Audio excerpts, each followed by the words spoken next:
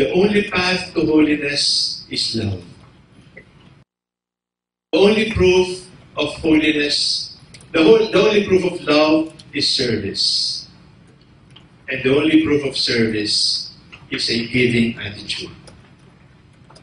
In the context of the church, with the mission of excellence, we are being reminded that people who do not give do not get richer. People who do not give do not become millionaires. People who do not give die early. What is excellence from the point of view of society? From the point of view of society, excellence means good citizenship. From the point of view of society, excellence means heroism. That is why, even as we say there is separation of church and state, there should be no separation between God and man. In fact, the separation of God and man is not only immoral, it is also incidentally unconstitutional. Because the Constitution mandates that we live as makabayan at makadiyos. That our love for country is but another expression of our love for God. So, that is the first common term, excellence. The second big word that is common to the standards and to the benchmarks, understandably, is God. God is the source of that excellence. God is the source and summit of the excellence that the Catholic school wants to pursue. The excellence that the Catholic school wants to pursue cannot be simply based on technology. It cannot be simply based on programs. It cannot be simply placed on the improvement of curriculum. It must originate from God. And the religious among us, the fathers and the bishops among us would remember that when we were in formation, when we were under formation, we were always taught that the best position in studying is kneeling down. Because there are lessons in life that we can only learn in prayer. There are lessons in life that only the infusion of the Holy Spirit, listening to the Spirit, listening to the Gospel, listening to the Lord at work in our hearts, that only prayer can give. If that be so, if the Catholic school is to be a school of excellence, then the Catholic school must be a school of prayer. It must be a school of prayer where people know the value of silence, and we also know the value and the beauty of listening. Silence is the language of God. And it is only people who speak silence who will be able to understand Him and who will be able to speak with Him. God. God is the source. God is the summit. God is the inspiration behind the excellence that the Catholic school wants to pursue. The third big word, the first is excellence. The second is God. They're not necessarily in the level of importance, okay? But these four words appear in the standards and in the benchmarks. The third very important word, as it appears, is the church. The mission to teach, the mission to sanctify, and the mission to serve is in Jesus Christ entrusted to the church. And it is the church that sustains the school.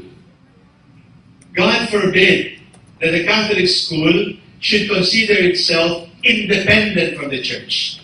While the Catholic school's main thrust is the prophetic mission, which is the teaching mission of the church, we must not separate the mission to teach from the mission to sanctify and the mission to serve. The Catholic school, as a small church, participates not only in the teaching mission, but even more in the sanctifying and in the serving the kingly mission of the church. As I said earlier, the context of excellence is the church. The seedbed of excellence is the church. And separated from the church, the Catholic school would lose its identity. We must remember that the name of our association is Ceap, and C there is Catholic. It is church. We cannot be identified separate from the church. With all the wrinkles, with all the faults of the church, we are still proud of that mother church. The last important word to remember, the fourth one, is society. That we are not producing men and women just to increase the population of intellectuals and professionals in the church. It is always pro vita mundi, for the life of the world. The church exists not for itself. The church exists for the life of the world. And Pope Francis has repeatedly reminded us that he would like to see the church as a military hospital where soldiers wounded in the battle would feel welcome, because we are a church that is not afraid to get dirty. We are not afraid to get soiled in the mission. We are a church that will not die sitting down. We are a church that will die in the streets. We are a church that will die in battle. We are a church that will die with our boots on, so to speak. The goal of the Catholic school is to contribute saints to society. The state universities, the state colleges, the private schools, the public schools contribute good citizens. But the real benchmark of an alumnus of a Catholic school should be an increase of the presence of Christ in society, so that people see our graduates and see in our graduates the face of Christ. 4 words: excellence, God, church, and society. If you put together these 4 big words that you find in the benchmarks and in the standards for Catholic schools, it only spells Jesus Christ. That the Catholic school will be Christ for our children. That the Catholic school will be Christ for the church. The Catholic school will be Jesus Christ for our society. So, I am only supposed to introduce our brother bishops, who will now give you the keynote address for this morning. So, we will eventually ask Cardinal Quevedo, Bishop Francis, and all the others to sit down in panel and hopefully expand even more our understanding from the bishop's point of view and from your point of view, the standards and the benchmarks of the Catholic schools. Thank you.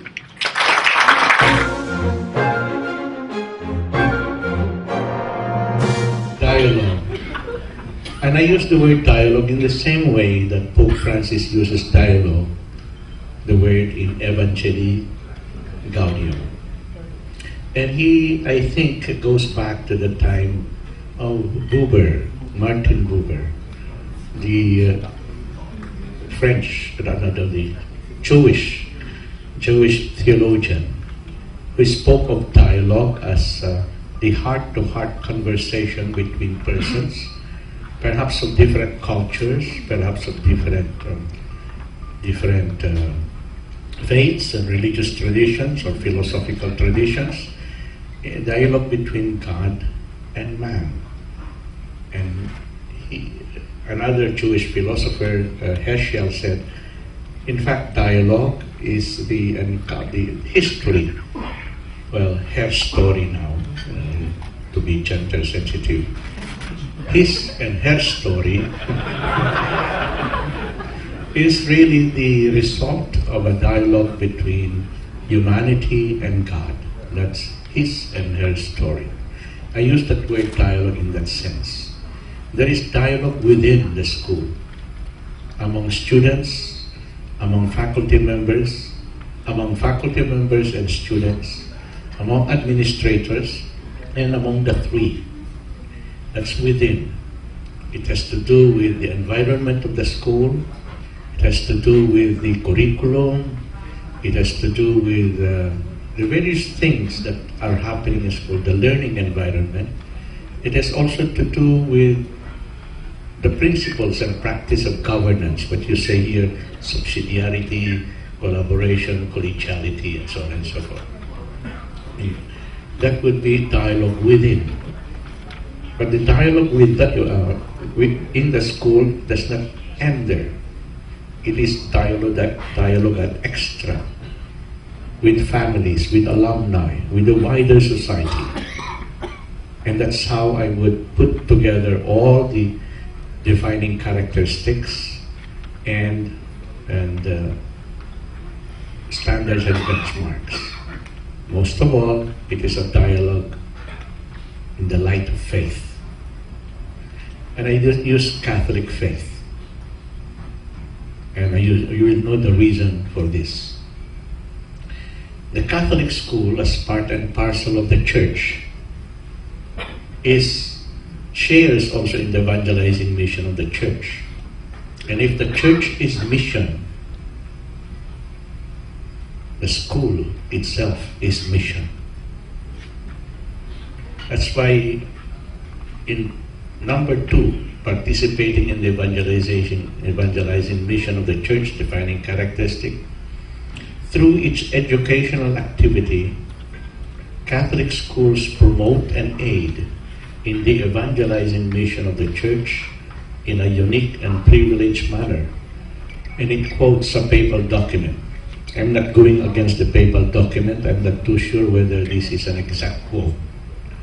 But I would think of the Catholic school as part and parcel of the church, not only promoting and aiding the church in evangelizing, but in doing its mission of evangelizing, the very doing of its mission as a Catholic, as a school community, is itself already part of the church's mission.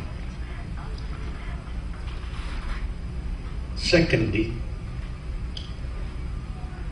it is a laboratory of mission. Laboratory of mission. It is the working out of the school, everything that is happening in the school is a working out of its mission. It is there where mission is experienced and worked out by faculty, by students, by everyone, the staff, the supporting staff in the school. And thirdly, and I would like to emphasize this, that's why I will say, as Catholic school is not simply a Catholic school and as Catholic community. Here, especially in Mindanao, and even now in universities, Catholic universities, a Catholic school really is an intercultural, interreligious community. It is not simply a Catholic school for a Catholic community. And while we define the defining characteristics of a Catholic school, it is important that we remind ourselves that in that Catholic school, are students from different religious and philosophical traditions. So who are they within the school? Can you call that simply a Catholic community? Or are we, in the terms of Pope Francis II, are we doing a logic of exclusion when we are defining Catholic school simply in terms of a Catholic community? Should we not include in that Catholic school part of the community would be, and even especially in Cotabato, the RVM school is predominantly Muslim. The Maori school is predominantly Muslim. The Catholic University, Notre Dame University, is predominantly Muslim. And yet, it is a Catholic school. It is a Catholic university. And somehow, I would think that the defining characteristic of a Catholic school should have an inclusiveness that would include members of various religious and philosophical traditions. How is this school reality enfleshed in standards and benchmarks? I do not know. Your technical working group can look at that. After all, this one is a work in progress. Yeah, it's progressing, all right. From the United States context, saw that a lady from Loyola School University, Loyola University. I saw that, and I wonder what she was going to teach us, especially since some of the universities in the United States have lost somehow a lot of their Catholic identity. So I was wondering what she would teach us. And it's very good that what she imparted to you has evolved into a Catholic school in the Philippine context. Another is this. In number 7, you have the preferential option for the poor. You know, Pope Francis in Evangelii Gaudium uses this option for the poor as part and parcel of the identity of the church. It is, and it was from the very beginning, a community of poor. And Paul, Paul the apostle, spoke of the poor. You know, you were once poor, and indeed you are poor, talking to one of the communities. From the very beginning, the apostles were taken from the world of poverty. And therefore, it is not simply a footnote in the church. It is essential to the church that it be a church of the poor in a theological sense and for the poor. If the church is like that, in the way that is described by Pope Francis, and if the school community is part and parcel of the church and shares in the very mission of the church, therefore, can one say that a school community that is Catholic is a school of the poor and for the poor? And surely there will be a way of trying to express that in the standards and benchmarks. It is a theological term. It's not necessarily a term that is economic or sociological. Preferential option for the poor. First, the next one that I would like to say is preferential of the poor and the movement towards justice and social transformation. Again, Pope Francis in Evangelii Gaudium has this to say, that very often poverty in many parts of the world has been aggravated by corruption. And when therefore a Catholic school moves towards social transformation and justice, one of the core values that would be needed in a school would be integrity. The education not only towards social justice, but education to integrity. And this is what we need very much today in the Philippines. To have graduates who are persons of integrity.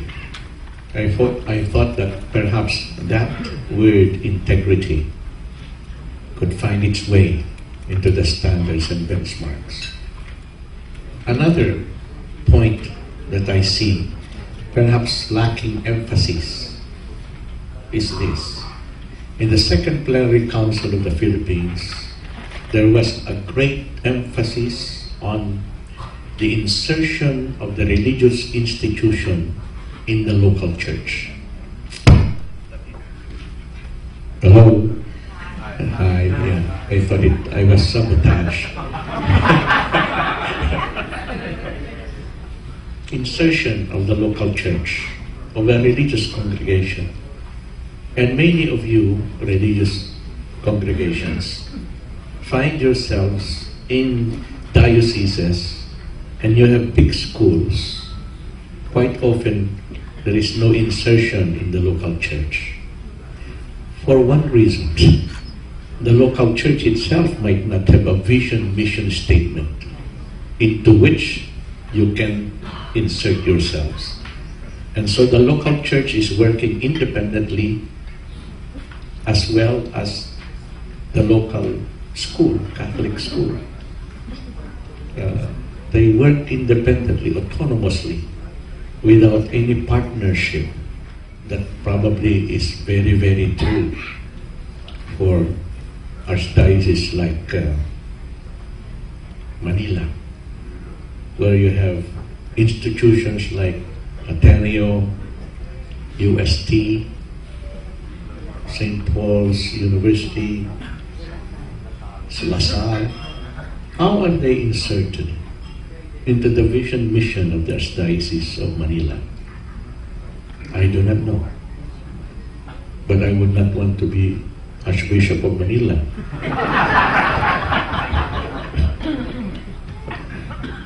Insertion of the local church. How can you, as part and parcel of the universal church, can be part and parcel of the local church? I now see my superintendent.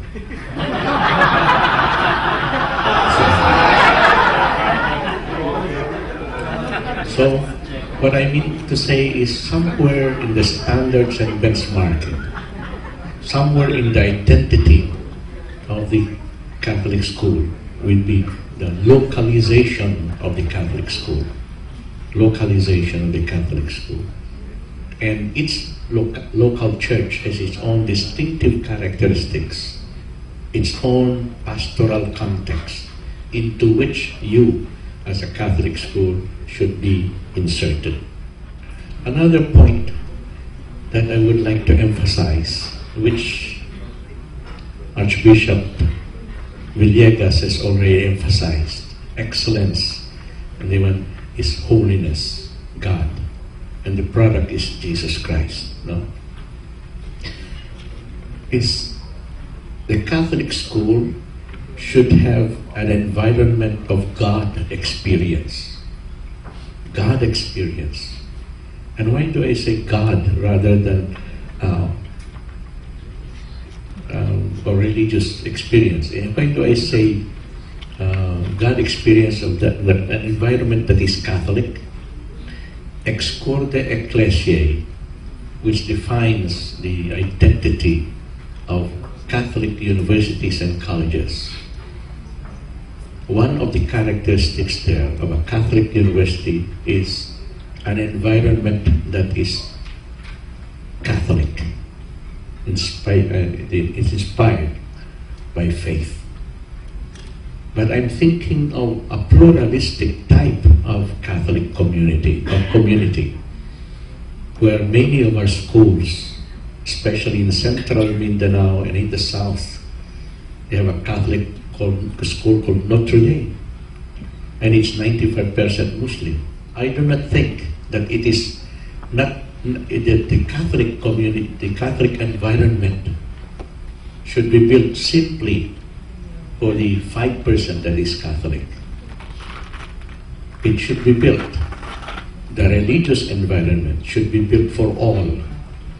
And that is why I say that a defining characteristic of a Catholic school that is pluralistic in nature is an environment of God experience. Experience of God by Muslims, an experience of God by Buddhists, by Hindus, Confucianists, and many there are in the universities in Manila, for instance, in Catholic schools, children of Buddhists and Hindus. You have here in the environment, the Catholic school, different cultures, different religious and philosophical traditions. And I say, could you take us, for instance, benchmark number 11. There are spaces and time in the school that allow for the experience of God's presence in self, others, and creation. I think that kind of benchmark should be emphasized a bit more when we think realistically of the Catholic school as a community of different faiths, of different religious traditions. All in all, what I would like to emphasize is dialogue, where dialogue of life takes place, where Muslims and Christians, people of different traditions, that dialogue of life, a laboratory of religious experience is taking place. And for this reason, I would supplement with that idea of dialogue what Archbishop Villegas has said. I think I've gone more than 10 minutes now, so I think I should. Thank you. Thank you very much.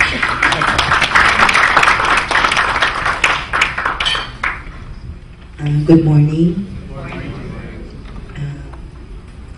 Archbishop introduced himself as read the document just now, and I received also the document a few weeks ago, and I was only informed when I came in that I'm supposed to give impression of this study.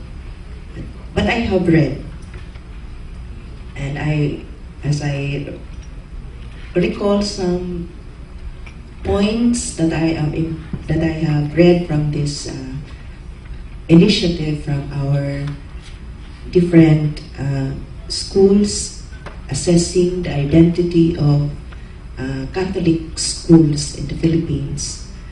A word that I can summarize is wake up, from the document Evangelicalium of Pope Francis.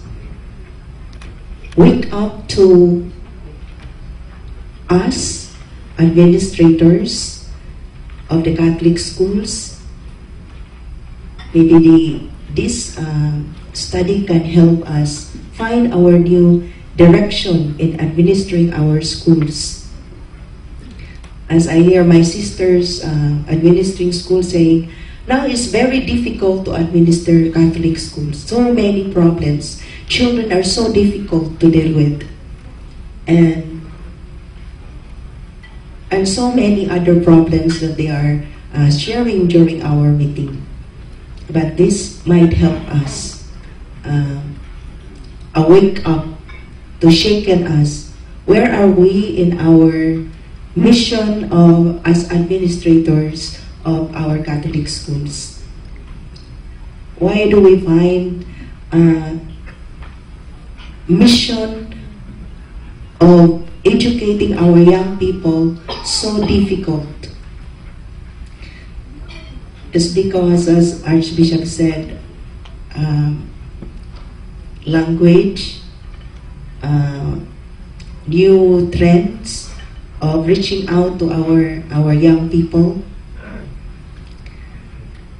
And as I look at this document, it provides us a very concrete way of assessing ourselves.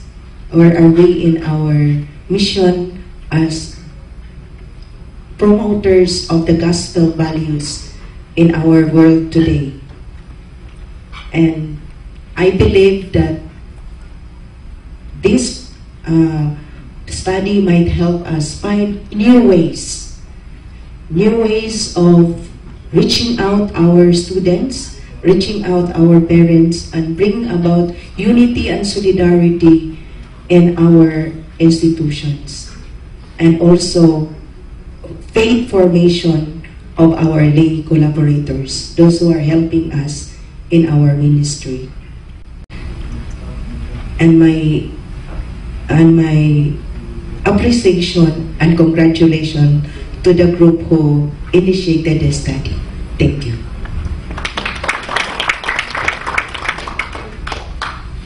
First, I'd like to congratulate the technical working group for giving us the defining characteristics and the standards and benchmarking. You have done a good start, a good initial paper.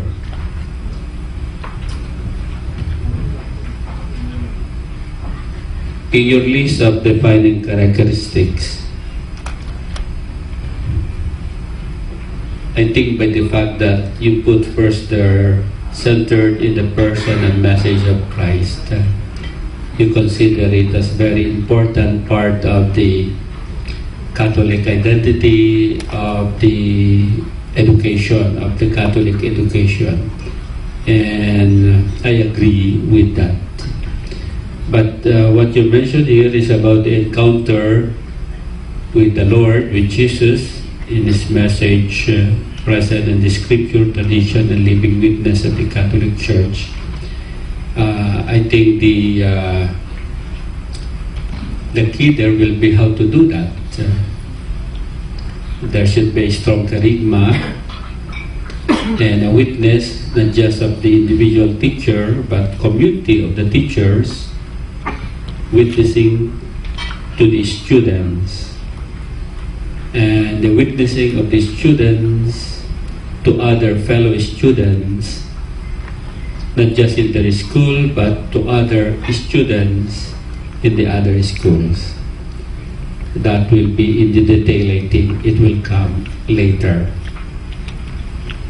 The second point is that we have to, in a way, perhaps it is touched in the multicultural dialogue there, is what is Filipino Catholicism.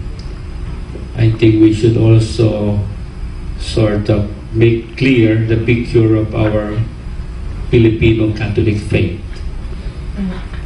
It is not just a Catholic faith, it is a Catholic faith with a Philippine culture.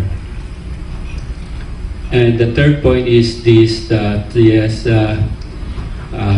Archbishop Cabello has mentioned that, especially in Mindanao, the Catholic schools there is predominantly Muslim, and it is more of intercultural. And perhaps this Catholic identity, the Catholic faith can help.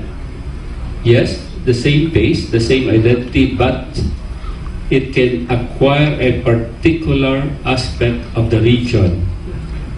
Perhaps different in Mindanao, different in the Visayas, different in Luzon, but the same thing.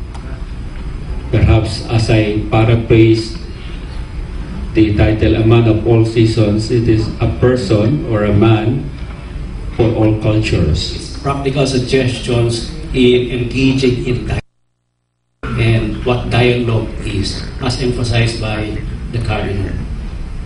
See, Sister? Good morning. I feel so grace-filled, I would say blessed this morning, having listened to Cardinal Quevedo and Archbishop and Father. Bishop And Sister, kasi for years I've been silently wishing we come to this point. Ngayon na ako, I was so struck with some points ganito na yun parang clear-cut goal natin is to, for our graduates, sana Christ will be multiplied in society. Ang ganda-ganda. Now, I was thinking, how could we create talaga? How could we make this cascade down to our schools in our daily life in schools? Na ganun ang end na Christ will be multiplied in society. How could we create that Catholic environment? Ang ganda-ganda ng mga points nyo. Parang nagkakaroon ng soul searching. Palakpakan natin po yung ating mga panelists. Si Father.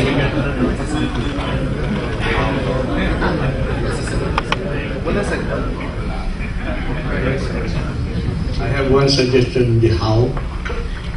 You know, when I was made president of Notre Dame University when I was, 1970, before you were born, I was 31 years old, and the one who gave me the university mace was an old, wise Jesuit university president of Notre Dame, Xavier University, Father Turalba.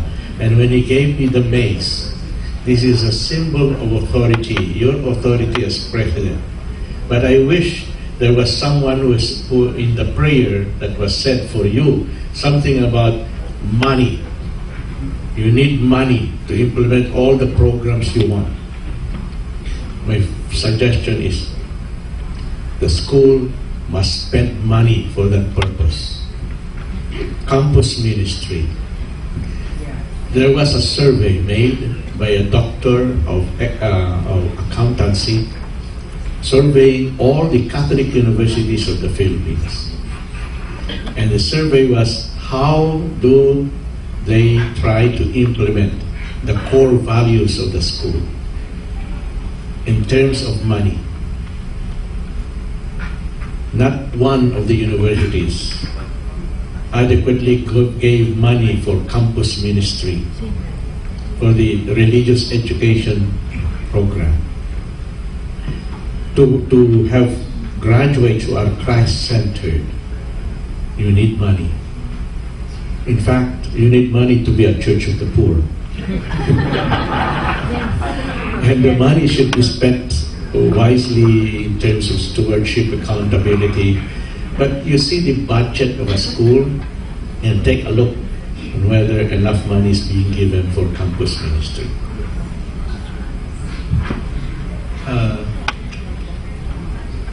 In the context of the Philippine sister, in the context of our Catholic schools, while we teach the Catholic faith in the classroom, the Catholic faith is also taught outside the classroom.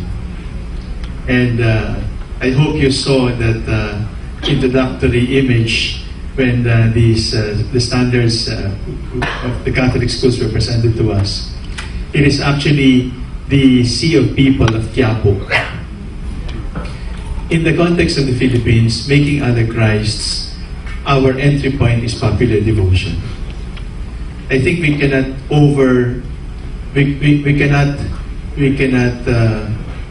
we should not fall into the attraction of reducing the Catholic faith into understanding the catechism. The Catholic faith must be felt. It must be felt. And even the Catholic faith must be touched. So, while we have the religion as the core of the curriculum, devotional activities like the Rosary or the Divine Mercy Prayer or even the traditional processions, these might not be graded, but these appeal to young people. For example, when we were high school kids, the Dominicans taught us to wear the scapular. But now, our kids do not wear the scapular anymore. They wear loombands. But our loombands have also, you know that occurred, you know? Loombands? Loombands, no? They're friendships. They're signs of friendship. And some loombands have evolved into sacramentals. They put WWJD. What would Jesus do? They put that in their loombands. That is their mother's scapular. Because it reminds them about God, and it reminds them to behave even if no one sees. That loomband touches their wrist, and that is their band of friendship with Jesus. I think we should be very open with such things. And the third component, sister, in the formation of other Christs is service. The school, the church by very nature is missionary. The Catholic school must also be missionary and reaching out. An expression of that is adopting schools. But just outside the fence, or the school should have a program of outreach, of charity, of compassion, those so-called corporal works of mercy must be promoted in the Catholic school. So, three components, sister. Please keep religion as the core of the curriculum. Number two, in an atmosphere like the Philippines, please do not be apologetic about popular devotions, because for many of our children, that is their entry point. But we shouldn't allow our children to remain on the level of popular devotions. Then, the component of charity for the poor, visiting poor areas, opening their minds to the reality that their sheltered atmosphere in the Catholic school can be so different from the outside reality. So with service, with popular devotional activities, and with religion as the core of the curriculum, we might be able to make a positive step in that direction. Even Pope Francis wears loombands. Thank you, Archbishop. And he said popular devotion, popular piety is a sign of authentic faith rooted in the very culture of a people. Evangelical. I think we mentioned that in the defining characteristic number 2, where we said maturing in Christian faith comes only from personally interiorizing Jesus' message in our Filipino ways of thinking, loving, and valuing. We would like to recognize and acknowledge the presence of the Bishop of the Diocese of Digos, Bishop Guillermo Afabio. Ano po sa likod? Tayo po kayo, Bishop. Gusto niyo po pumunta sa harap? He is a promoter of popular devotion. Timely Very mediatrix of all grace. Yeah. Sister Irene? Another recommendation for that, but this time not only for the individual schools, if we can create Catholic accreditation. What initiated me to write How Catholic is Your School was when I asked, if we join CAP, will they help us become better Catholic schools? Will it help us to be faithful to our Catholic identity and mission? In the process, I discovered it's a growth in progress. But even in that instrument, I recommended looking now at different, Archbishop Stock mentioned a lot about perspectives, competition. Like we can talk about, when we talk of standards, what will be the standards when we talk about Catholic education? Like questionnaires will be about how have you competed with yourself? You have become better. So in that accreditation is more of a companionship. So it's a spiritual. When we were working on the Catholic School, it's something difficult because how can you measure something spiritual? But the point really is, it's not about only passing or failing. It's about accompanying, encouraging one another to go on.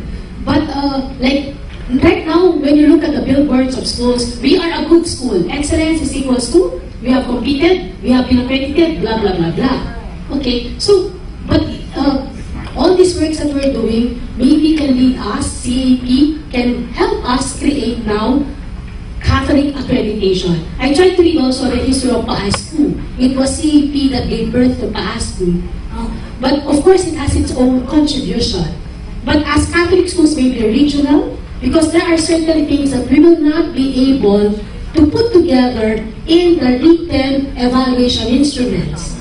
There should be a lot also of storytelling, listening to one another and encouraging one another. Thank you. Thank you, Sister. Si Father, kanina po pala. Okay, for the past 2 hours, we have been discussing about this. That simply shows that we're so interested to come out with the Philippine standards for Catholic basic education. But after hearing some comments and observation, I do believe that the TWG will be having a hard time reaching or submitting it on 2016 because of the many details. So I'd like to remind everybody the one important note, Father Mike will introduce that these standards will be guidelines. So if we take note of that guidelines, still, upon approval of this, still the different schools have the flexibility. But these are basic guidelines to follow. But still, you can do some, that might really cater to the particular need of your school. The TWG will not go into the details because these are guidelines for Philippine Catholic standard education, for basic education. So they will not go into details because during original assembly, I made this observation that these are guidelines for the different Catholic schools under the bishop, and the bishop's direction to their superintendent. Whether we like it or not, if we want to implement all this in toto, still the diocesan bishop has the final say. So I always believe that these are guidelines. So if we take that into consideration, then all these details may not be necessary to discuss. But sharing our experiences in different dioceses, then it will help us also grow. But don't expect that to be included in the final document. Thank you. Thank you, Father, for reminding us of the objective of the PCSS is really to provide us with a roadmap for school effectiveness and improvement. Linamig po yung ating mga obispo at saka pangilis at saka hindi pa po sila nagmerienda. Time check, it's 11:10. How are you doing? Do you want to continue? Do you have some more? Rejoinder. One more. Archbishop Kimbea, Your Eminence, has said that whether those big institutions established in big dioceses, whether all their educational or mission is within the diocesan or archdiocesan vision mission. Now, I think sometimes we superintendents fail to remind our bishops what should be, how do we remind our bishop so that we will know the ins and outs of all those institutions not owned by the diocese. What would you tell to your bishop? My dear superintendents, Your Excellency, please be reminded that according to canon law, you have the right to visit the schools, religious schools under your jurisdiction. So, with that official visitation, the bishop will now know the ins and outs of that institution. And if he has some observation, then the bishop can call or to have a dialogue with administrators of that institution and maybe remind them, since your school established in the diocese, please see to it that the vision and mission of the diocese should be integrated in your school. Otherwise, the threatening factor. Remember, I'm the boss. Thank you.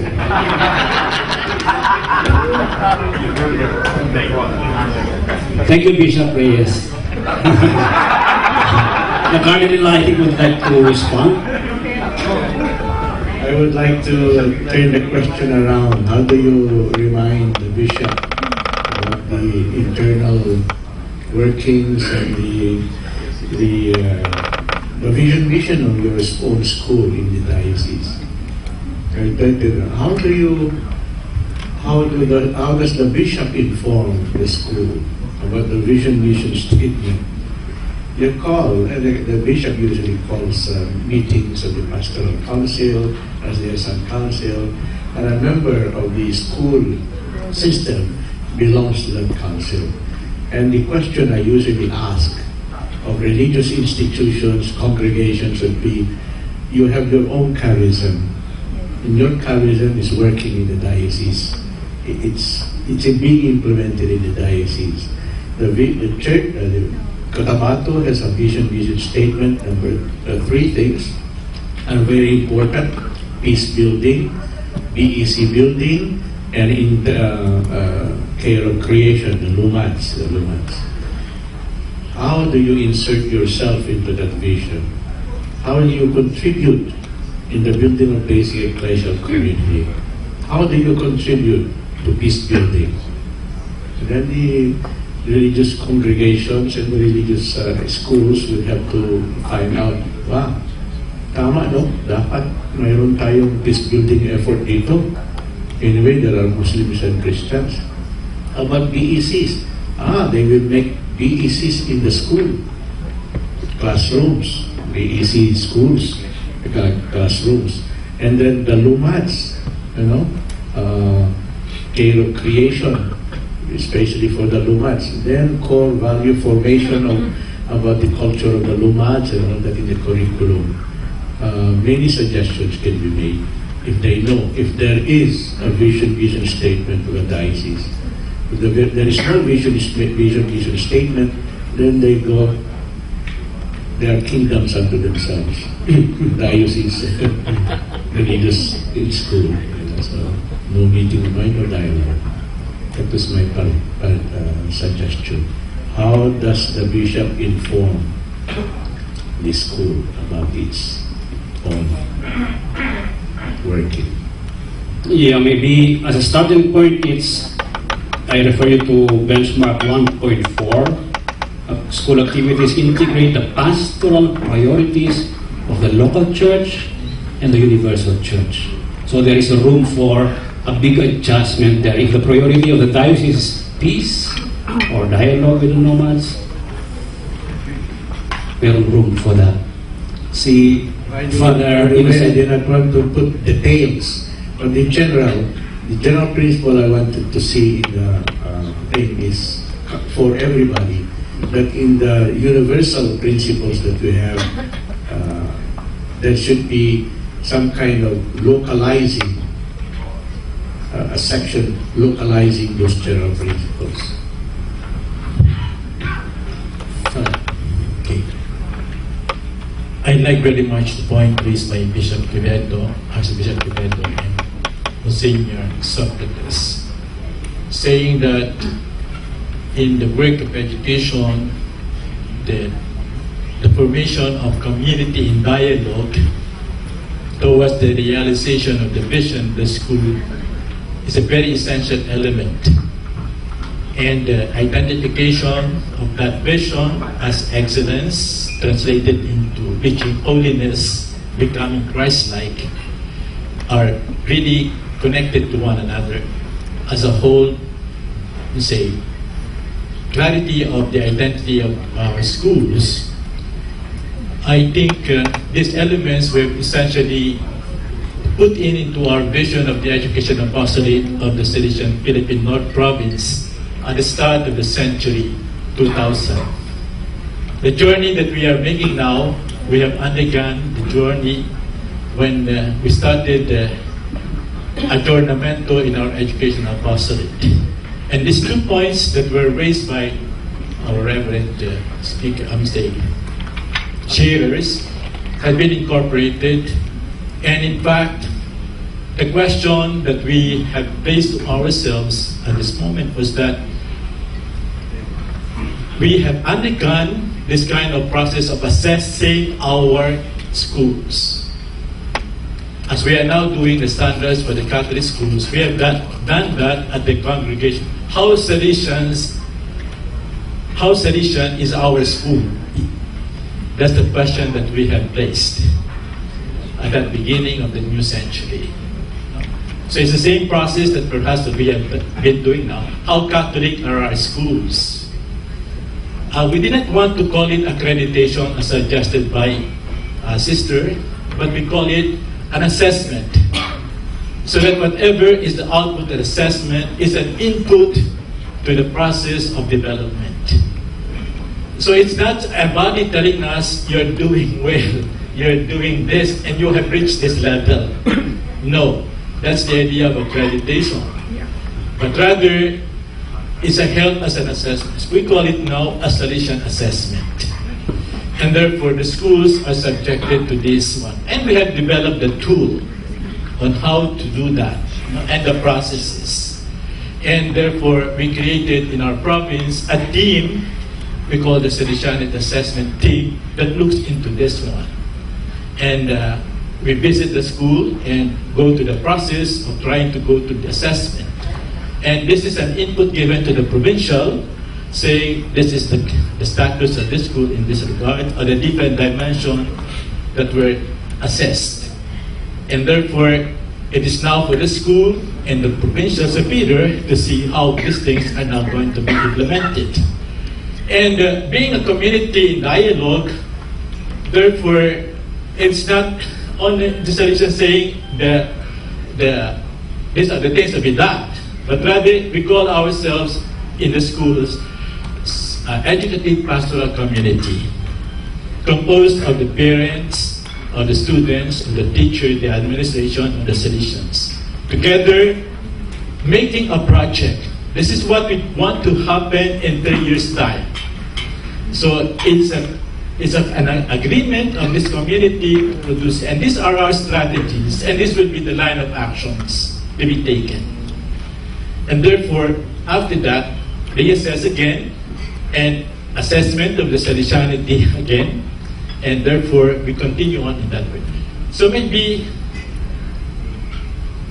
that kind of input to this process can be considered and see how our experience can bring light to the process that perhaps may be adopted by CAP. Thank you very much, Father. That is another passionate sharing. Nagiging passionate educators tayo. Si Father Manny, Monsignor Manny first, Father Greg, and then Monsignor Mike over here. First, I would like to thank the PWG and the team that actually made the PCSS. I'm glad that we have reached this point and that now we have some standards and benchmarks that we can refer to, even if it's still in the process of being modified and finalized. I think there is a lot of substance already there for us to really assess our schools and really make them as Catholic as possible. I don't know whether my comment here is for this group or for the bigger CAP.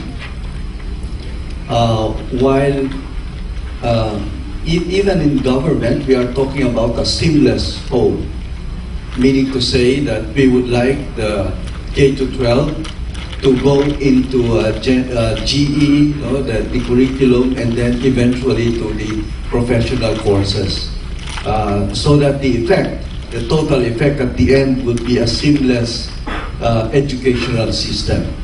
And that is really what we would like to have. I was thinking also of that in terms of Catholic education, because while we have standards in the basic education, now I think we have to challenge ourselves to look at our tertiary level, because this is a huge area where I don't think we have really a lot of standards. There is supposed to be a dialogue here, because when we go to universities and colleges, what is the idea of religious or academic freedom? How can we express that in our Catholic schools?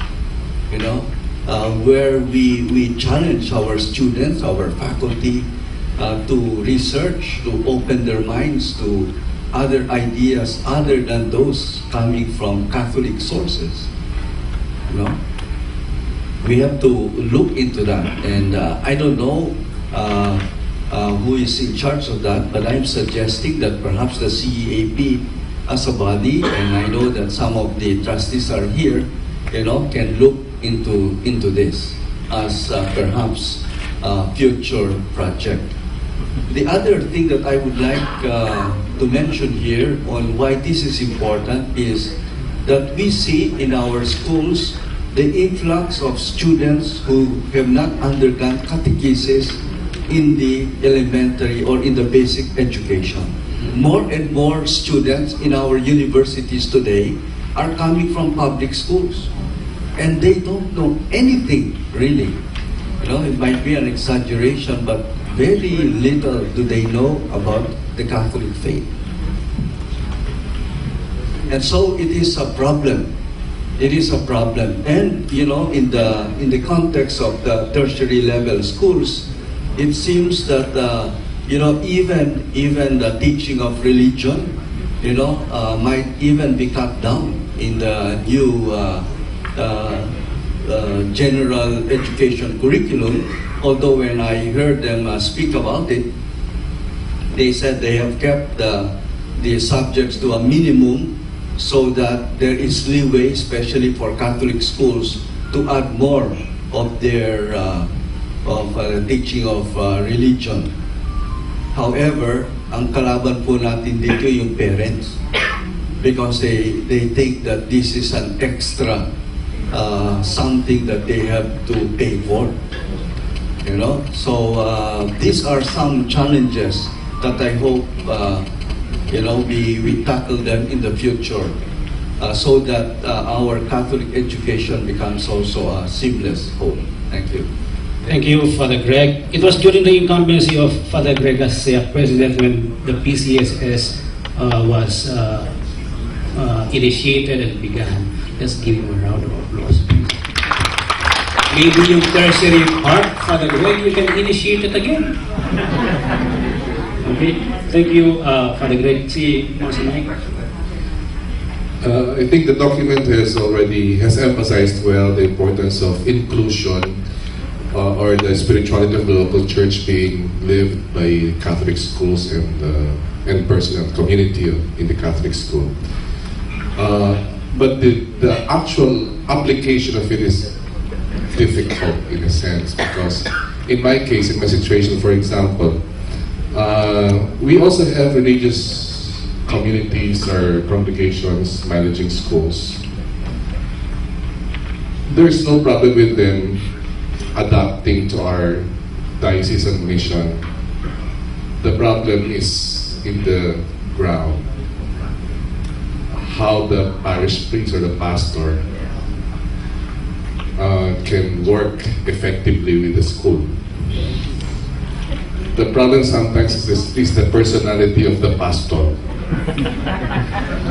And I followed the lead of Father Albert Delvo. He was my mentor in this, because I really had problems not only with schools run by the religious, but also schools run by our our own personnel, and sometimes they were not treated well by parish priests. No? And sometimes they were even berated during holidays, and that was a sad experience. So we will have our reshuffle in 2 weeks' time. I gave a letter to the bishop with a list of ways. Sabi ko, Bishop, ito po yung mga paring mahal ang katolikong paaralan.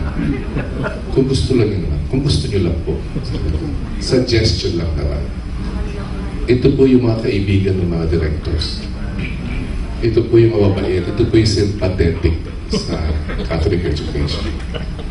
Nahihirapan kami sa pagsasabuhay ng spirituality of the local church, of really involving ourselves in the parish life and ministry. Kung ang pare ay mahirap din kausapin. So yun po.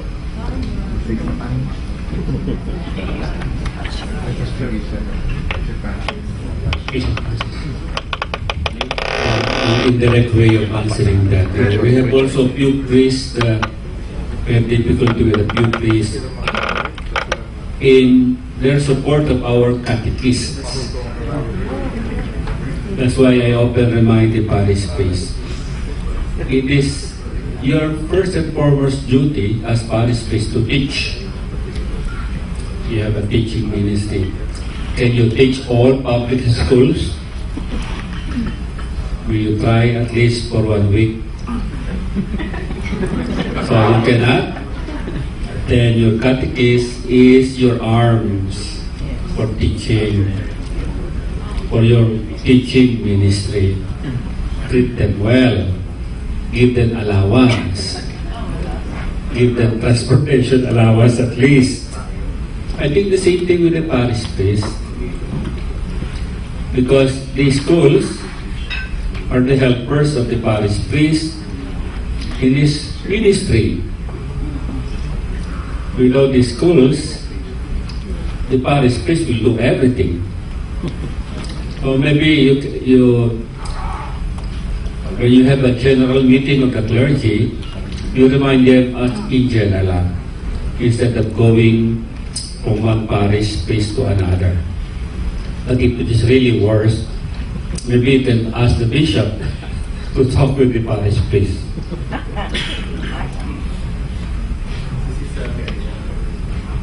Thank you, Bishop. Si Sister Amelia, merong... Perhaps we could share what we did in Pagadian to resolve a little the problem that Father Mike was mentioning. In Pagadian, we arranged the schools by clusters. And we appointed only one director for a cluster of schools, like 3 or 4 under one director who is at the same time a diocesan priest. So that if trouble arises, it's between the priests, the diocesan priest director and the parish priest.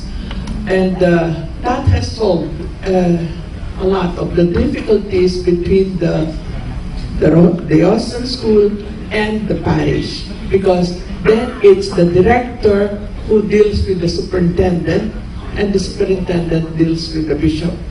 So that was one. Then the other thing was the bishop requested the parish priests to be chaplains of the schools, because this is part of the parish. So when it comes to sacraments and so on, the chaplain is, allowed, expected to help.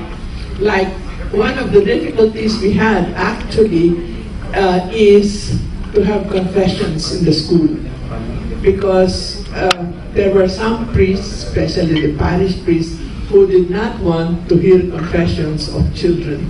But we said we will never be able to train them if we do not allow them to experience the sacrament of reconciliation from childhood. And well, we understand that is tedious for the priests. But what we did initially was to get all the directors come up together by an Ihan style. They go from one school to another in order to help for the sacraments. In that sense, we tried to overcome gradually the hostility between the school and the parish. Thank you, Another Sister. possibility. Thank you, Sister, for sharing your practice and the result of it, which we can maybe imitate or adopt in our own context. It's 11:30. Can we allow last two interventions, questions? Okay lang? Si Father and then si Monsignor sa likod.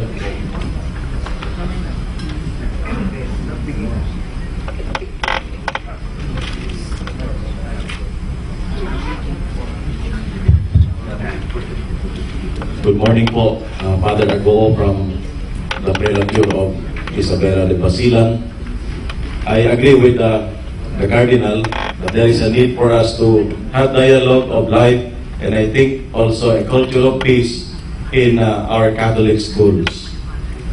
I believe that everybody knows that the basic Bangsamoro basic law is now with Congress, or BBL is now with Congress, and this is just for the PWG, especially those coming from Mindanao, to take note that in Article 9, Sections 13 and 14 of BBL talks about the rights to education.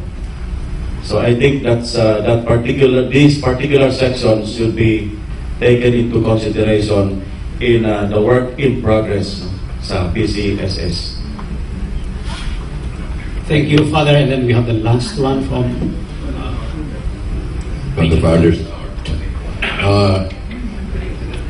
I'm anticipating with trepidation our serious implementation of these benchmarks or standards of excellence, because I would like to foresee that there would have to be a very serious radical revamp in the way we do the educational system in our respective local churches. But my issue is, I'm just concerned or just curious about a certain principle in governance of schools, a very fundamental one at that. It is about responsible stewardship. I see no principle of stewardship in our standards. And it's a very serious concern because, as I have heard from Cardinal Quevedo, money is a very essential element in the management of our schools. And stewardship is the principle by which we are to be financially accountable towards our stakeholders. So I would like to know if it is deliberately not taken up about the principle of responsible stewardship. This is simply the accountability of all of us on the resources, human and financial, all those who are involved in the management of our schools. Thank you very much, Monsignor. With that, we would like to end this conversation with our church leaders. But before that, Cardinal Quevedo has some additions. Just one information po, Father Apigo of Basilan mentioned education in the Bangsamoro according to the law. This is one article to which I have been concerned, about which I was concerned. I already gave a lecture at the Loyola School of Theology about this particular point. What does the law suggest? The law suggests that the responsibility over schools in the Bangsamoro is the exclusive power of the Bangsamoro government. And I feel some concern about that because I do not know how the Bangsamoro government will move with regard to schools. But I think it is something in which we, the private schools, and particularly the Catholic schools, we need to dialogue very closely with the Bangsamoro government when it comes to realization that we have our own autonomy, we have our own system, and that they should not be, the government should not be interfering with that system, and there's a principle already in the Bangsamoro which is acknowledged as one of the principles in governance. It's the principle of subsidiarity, and we need to apply that with regard to the exclusive power of the Bangsamoro with regard to the schools. That's why there is some concern about the status of the schools, private schools in the Bangsamoro. That's just an information I would like to give you. Okay, thank you, Cardinal. Thank you very much to our panelists and to all of you for engaging in such a conversation, a work in progress. And at this point, we'd like to call si Sister to continue the program.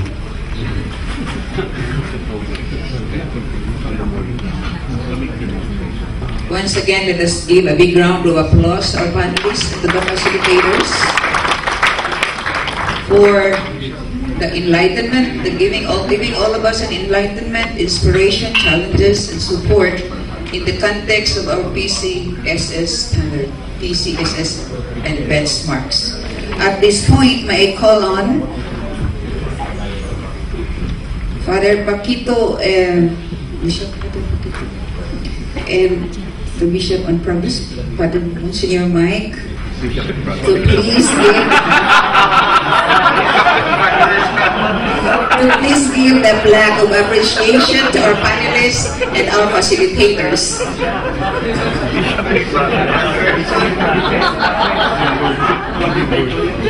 Thank you, Mother General in Progress. The Superintendent's Commission presents the Certificate of Appreciation to Most Reverend Socrates Villegas, D.D., Archbishop of Lingayen, Magupan, for his magnanimous sharing and inspiring presence as keynote speaker during the 2014 Ceap Supcom Mid-Year Assembly, signed by yours truly and Father Paquito Gallego, Chair of Supcom.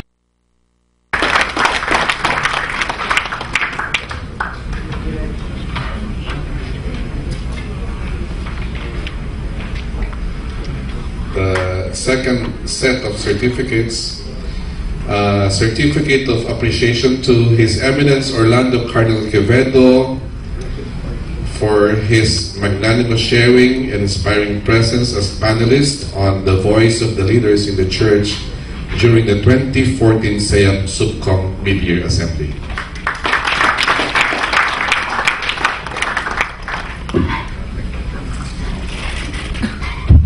Thank you very much. I shall place this above the dining room table. Another certificate for Archbishop Socrates Villegas, please.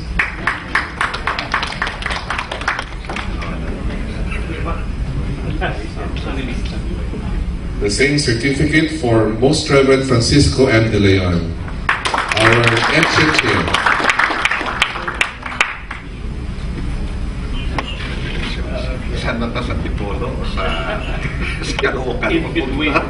And last but not the least, certificate of appreciation given to Reverend Sister Edel Gula of the Presentation of Mary. Palakpakan niyo po si Sister.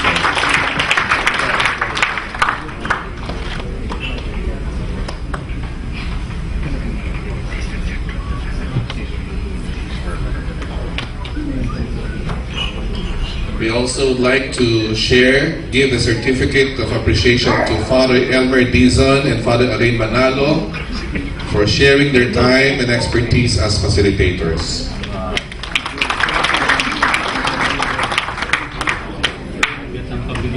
May we invite the bishops, Cardinal, for a picture taking in front, please, with the Supcom officers.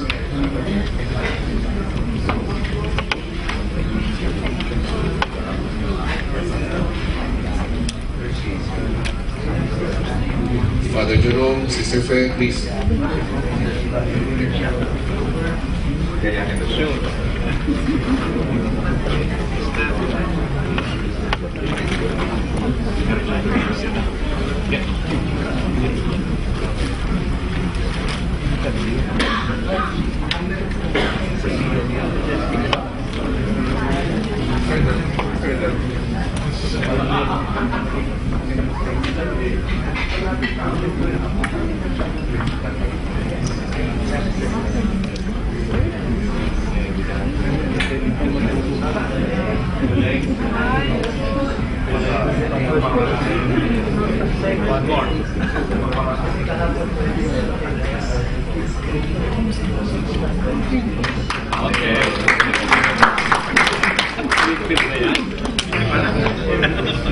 With your permission, I know we are all eager to have our lunch. I was able to say two things. No? First, maybe in a way of synthesis, when we presented this project the first time in Baguio City, I was going to say that this is our project. And on behalf of the TWG and the PCSS group, I think we're very happy to see and experience here this morning that we're really taking this project as ours. And while this project is still in progress, maybe the contributions of everyone from the regional assemblies up to this point in time will be very valuable in improving and making the PCSS that we really want. Now, there's one question that was asked na mahalaga sa amin, pahabol lang, to the bishops. No? Mahalagang marinig namin what support can we expect from the bishops and the CBCP about this PCSS project. Kasi baka naman kami trabaho ng trabaho. I don't know what will happen after the PCSS has been published. What will be the bishops and the CBCP's response to this and labor. Thank you very much.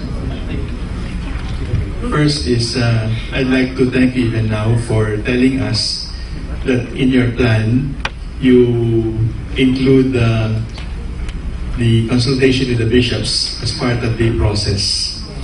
That we are not just recipients of the final form, but you are giving us an opportunity to own even the process. I think that would be very much appreciated by the bishops, that you consider us part of the process of formulating the standards and benchmarks. Secondly, after the technical working group and the bishops have come together incorporating our comments, we will ask the Commission for Catechesis and Catholic Education to study it in their level, and then that is going to be presented as part of the agenda of the plenary meeting of the bishops, either in whenever you finish. So we meet in January and then a second meeting in July. So if you finish it before December, we can calendar it for January. If you finish it beyond January, we will put it in the agenda of July 2015.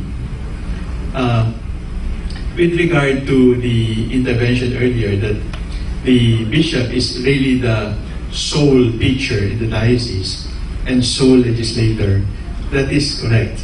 And in fact, even if it is presented to the CBCP, if it is just a program it is presented as a program, it is still left to the discretion of the individual bishops. But there is a step forward which would give the standards and benchmarks greater teeth, which is what the U.S. Conference of Bishops did.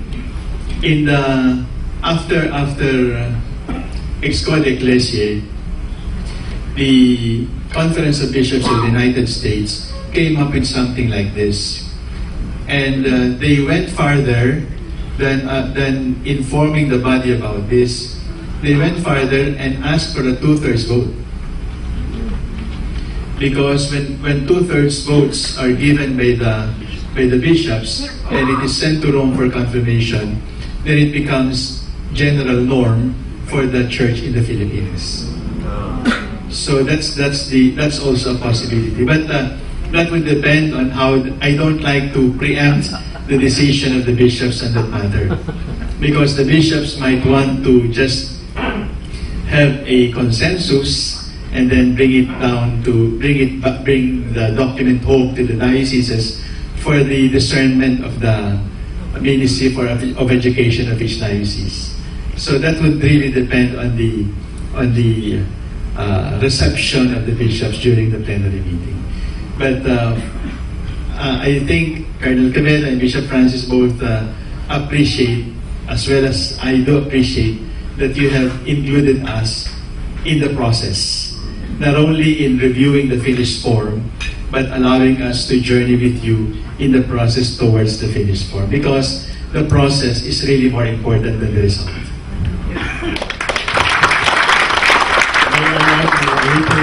Contribution to the observation of our distinguished president. He mentioned ex corde ecclesiae in relation to the United States universities and colleges. That process was from the top down.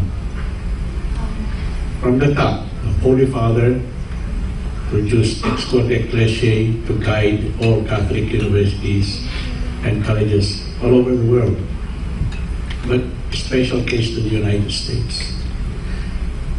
The instruction was for the U.S. Conference of Bishops to formulate the guidelines and then to review the implementation of those guidelines by the universities and colleges every so often. And so it was from the top down. But I notice, however, is your process has been from the bottom up. I think it's a very good process, and it seems to me that when it goes to the ECHE, ECHE will simply present to us, and we are not school people. Most of us are simple parish priests when we were ordained bishops or secretaries of cardinals.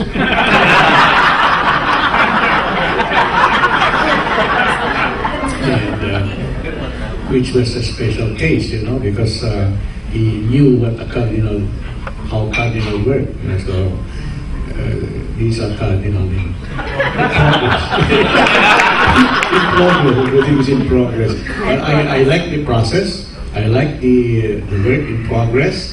There are many things that I think you need to consider, and then I think it will be 2/3 majority right away, you know. But the implementation itself and the assessment of the implementation will depend upon the schools and upon the bishop. Hopefully there will be a report to the bishops. But one question I would like to ask you is accreditation. You know, this accreditation Pasko now is a matter of a move towards its competition. It's really competition. When you have accredited there, it's all there. Excellent. We are PASCO accredited. It is a matter of pride. And the one who is struggling to become PASCO accredited and has failed in the survey, mababa, poor kawawa naman siya. How do you make accreditation a reality without putting down others in the meantime? What we call competition. How do you do that? When you have this Catholic accreditation that Sister was talking about, how do you make it in such a way that the people who fail in some matter are not less Catholic than the others? How do you do that? Again, I think the idea of Church of the Poor, everybody is respected, everything is a gift of God. You do not take pride in receiving a gift of God which is different from the others. And the poor are at home in that. The non-qualified for PASCO accreditation are at home in the type of accreditation. So the question is, how do you make accreditation a reality without putting down others? Bishop Francis po, meron pang addition. As Archbishop Sok said, as soon as you finish the document, you give it to our commission on catechesis and Catholic education. And what I will do is I will call a meeting of the commission to present it to them, and there are some questions for you for clarification before we submit it to the CBCP assembly. And perhaps when we present it to the CPCP Assembly, we might expect some questions too. So we will invite some of you to be there, and if there are questions, be ready with the answers. Last pahabol po. One thing, I mentioned our superintendent this morning. And you might think that I'm putting him down. In fact, I like him so much that I extended his stint as superintendent for another 5 years. It's something different from the before. It's something special because he's doing very well.